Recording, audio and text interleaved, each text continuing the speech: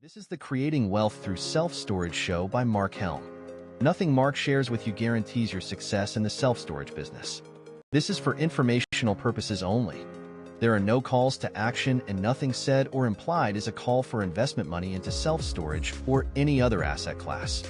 You are responsible for your success in the self-storage business or any endeavor in life. Enjoy the show, and here is Mark Helm. How many times have you found yourself analyzing an expansion deal? You really like the deal, you really like the market, but you just can't seem to make it work. Can't get enough square footage in the expansion to make it work. Let me tell you something that we've done in that similar situation that's really made a difference. My name's Mark Helm. I'm the author of Creating Wealth Through Self-Storage, and I'm the creator of the Quickstart Academy, which houses the training that I offer the small investor who wants to get in the self-storage business or who wants to grow their self-storage business. You can find out more about the courses I offer at creatingwealththroughselfstorage.com. Hit the store tab. You'll see courses such as the On-Demand Self-Storage Boot Camp, which is designed to take you from wherever you are now all the way to putting your first or your next self-storage facility into service. And one of the things we cover in the boot camp is expansions. Expansions are a good way to get into business because you've got existing cash flow and you're creating more value add play, and by the time you combine the two, you could have a good return. But very often, especially in today's market, with interest rates being where they are, construction costs being where they are, we just can't get enough square footage on to get our benchmark yields. That's happened to me a number of times. Let me tell you one of the things we've done that really made the difference. I'm going to do it by talking about an example where we've used that. Right now I have two projects going where we're currently using this technique. Back in the mid to late teens, we looked at a project in a Florida market and we really liked the market. It was an existing one-story building. It was overbuilt by the builder. It was 41,201 gross square feet, and inside it had 30,875 net rentable square feet of climate control space. He really overbuilt it. It wasn't a fabricated system. He built the building and erected a single-story climate control inside. And immediately behind the building, designed to be attached to the existing building, was some expansion land. His plans called for an additional one-story building of 18,750 gross square feet. So we basically sent those plans to a fabricator, got a couple of layouts back, and what we discovered was we were going to be able to get an additional 13,650 square feet of net rentable square feet in that building, give or take a little bit depending on the unit mix. Well, as I ran my numbers, it worked, but it didn't hit the benchmark numbers that we have in place for, our business. I had to create some additional lift on the yield to make it something that we would actually do. Then it hit me. First time I'd ever done it. Rather than a single story, we would get a fabricated two-story system. So I connected with some of the fabricators, told them about my situation, asked if they could make two-story, and they said, of course we can. We can go to 3 stories. So I asked them to do it. When I got the plans back, here's what I saw.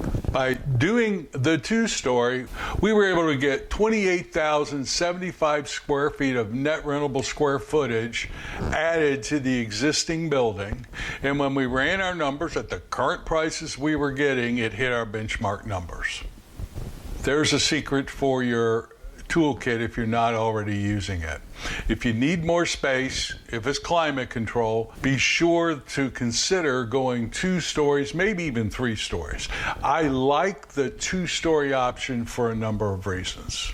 First, I can get it from our fabricators. I like using fabricators. Fabricators basically produce the building system at a lower cost than I can probably buy from China and ship over. And by the time I pay for the architectural and engineers and the material and the crew to figure out how to assemble it, I'm probably much better off just using a fabricated system and either having them erected or a preferred erector from the fabricator that the fabricator likes.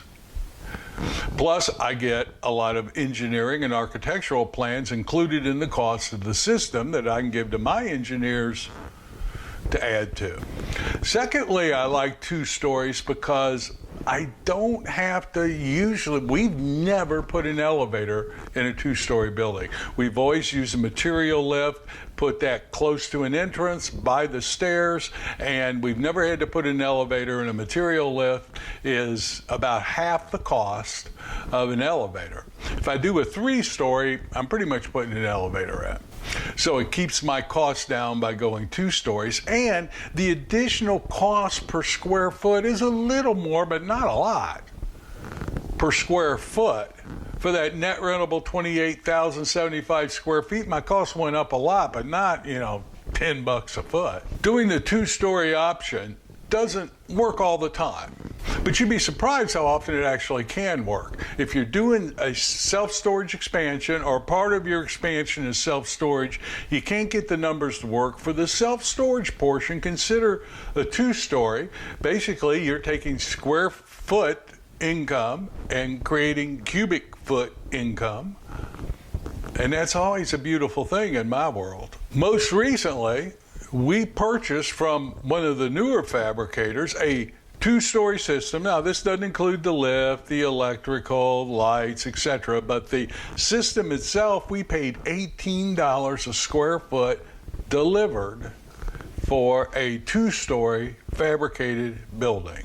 I've got to pay whatever, $5 a foot, $4.50 to $5.50 to have it erected, and then put the other stuff in it.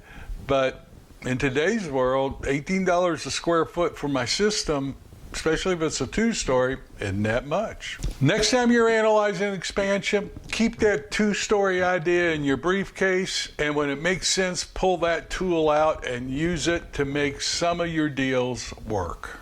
I hope this helps you as you're analyzing your next opportunity to get into self-storage. In today's market, we need all the tools we can get.